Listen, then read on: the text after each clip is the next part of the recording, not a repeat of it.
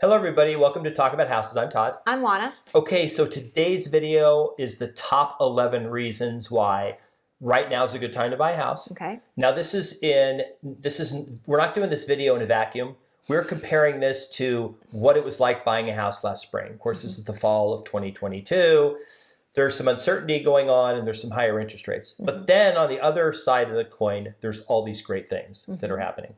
So what we'll do is we'll all go through and I'll name them, and then Juana can explain all the things you've seen in actual transactions that are happening. Right. Before we get started, though, if you're new to the channel, please subscribe and hit the notification bell so you can see all our great real estate content videos as we do them.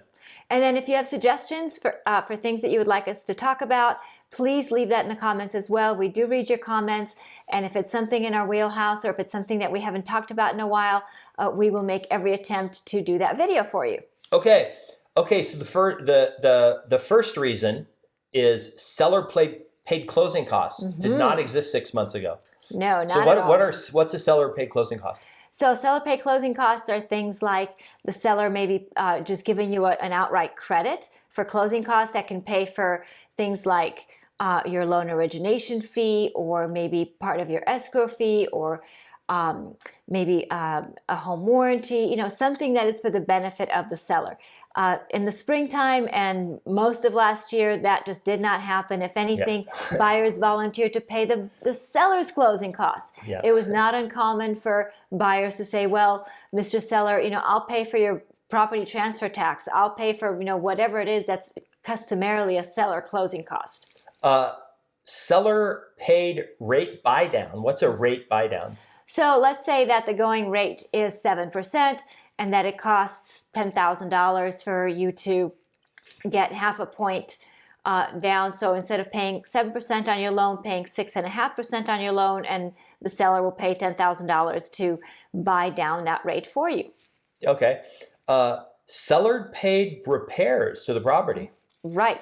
So maybe you've had a home inspection and the home inspector said, hey, maybe there's a leaky faucet, maybe that dishwasher's getting kind of old, whatever that is. So now sellers are saying, hey, I'll give you a credit for repairs, or I'll replace those items, whatever that is.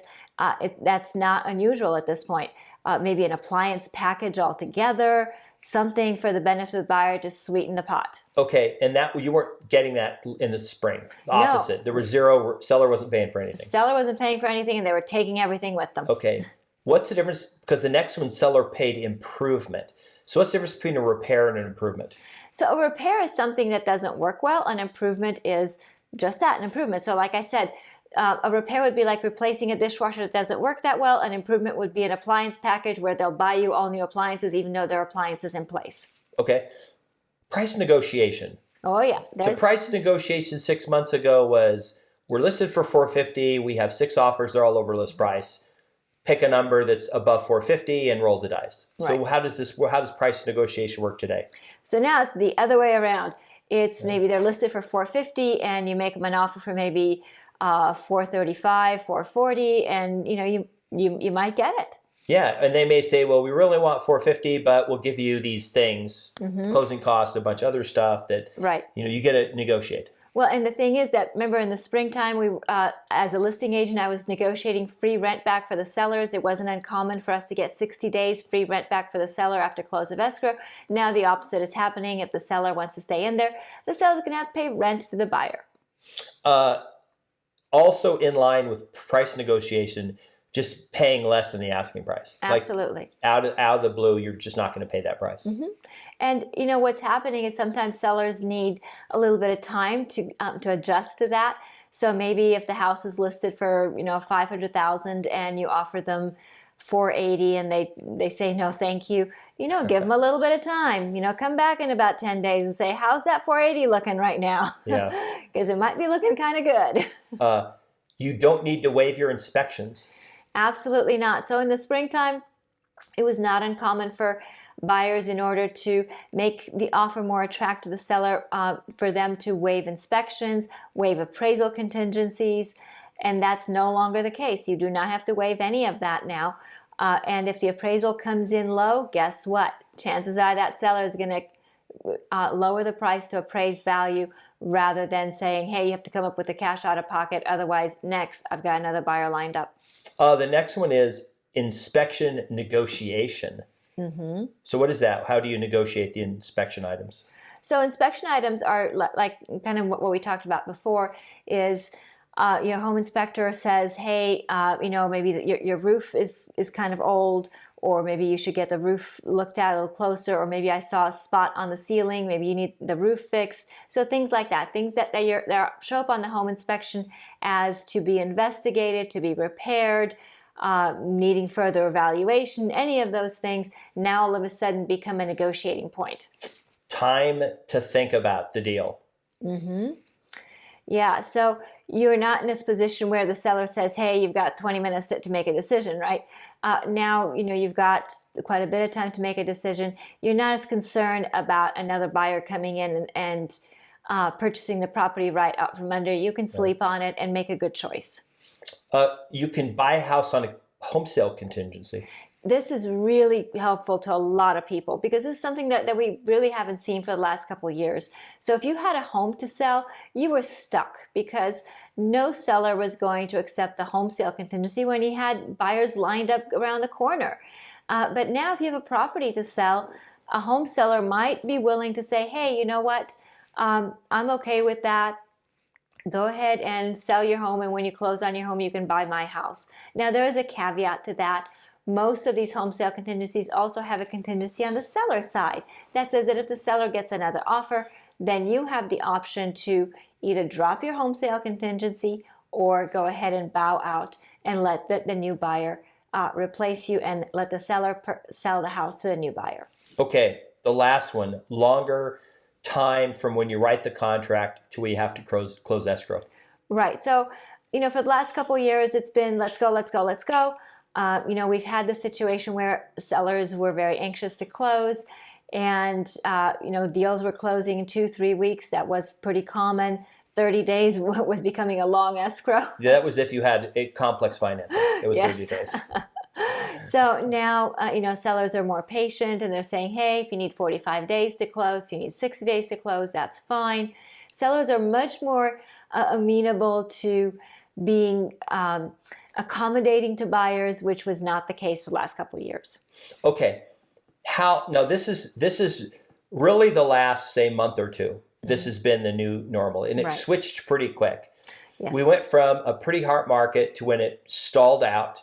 It normally does happen through the summer into the fall, but it was exacerbated by interest rates. Well, it was just very abrupt. I think that's what caused everybody so much trepidation, is that it was so abrupt. You had all the people that were going to sell in the next 6 to 9 months all put their houses on the market at the same time to try to catch the final end of the bull run of the real estate thing. Right, and the train had already left the station. And then you had a bunch of people who just said, hey, I'm going to wait because interest rates are up and I'm hearing bad things are going to happen. But now we've had a few months to think about this, and it hasn't been as bad as people have said it's going to be. Matter of fact, we had a month, August to September, where prices didn't change in Las Vegas. They stayed the same. And inventory is now starting to level off. So here's the question. How long does this last? And do you think, are people going to still experience this in maybe March, April, May of next year? Are they going to still be able to get the smoky deal, or maybe are they going to have to compete a little bit potentially? Traditionally, the spring is a time when buyers come out and they want to purchase properties. So from that experience, that means that more buyers coming to the market, there's going to be more competition. Even if there are more properties coming on the market, so long as there's a greater number of buyers, there will still be more competition because the properties that are more attractive will attract more buyers. So those properties will probably still see a lot of activity, and then everybody else kind of gets left with what's left over. Is a general rule by the time you realize the market has started to pick up again, it's too late, but you've missed it. Right. It's usually when you think it's still going to be slow. We went through this the last, we've been making the videos for about 13 years. And I remember making videos in like 2010 and 11 where people said it's still going to decline 15 to 20%, and they would make a video and, poke fun at us and say, hey, they're wrong. It's still going to keep coming down. And it didn't. It was because you don't realize that it's picking up. Like you can't see those signs coming out. And actually the market, by the time you wait a year or two and you thought, God, prices have been going up for 2 years. Like I thought they was going to keep going down. So, that's the interesting thing is usually when we're going to be making a video 6 months from now saying, hey, look at what's going on and all these things are changing. It's too late. Like all these things are all happening right now. There are no additional things that can be added to this list. This is literally like all of the things a buyer could ask for. And this is pretty much the biggest buyer market that we've had in a long time. Right. Probably in at least 3 or 4 years. Right. So look, how you know that the market is changing is that properties are going under contract more quickly.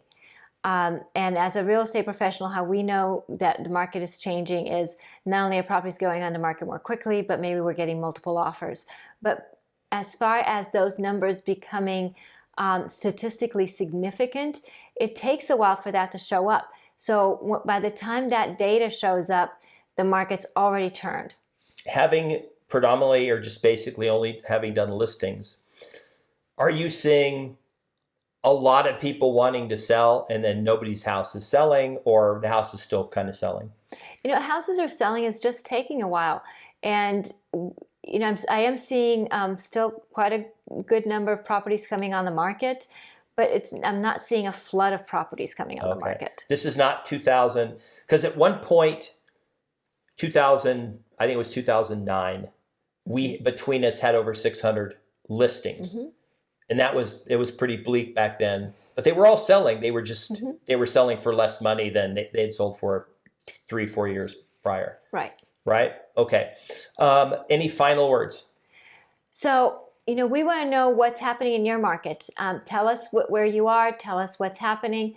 Tell us what you're doing. How are you watching the market? What do you think that the telltale signs are of a market turning one way or turning the other?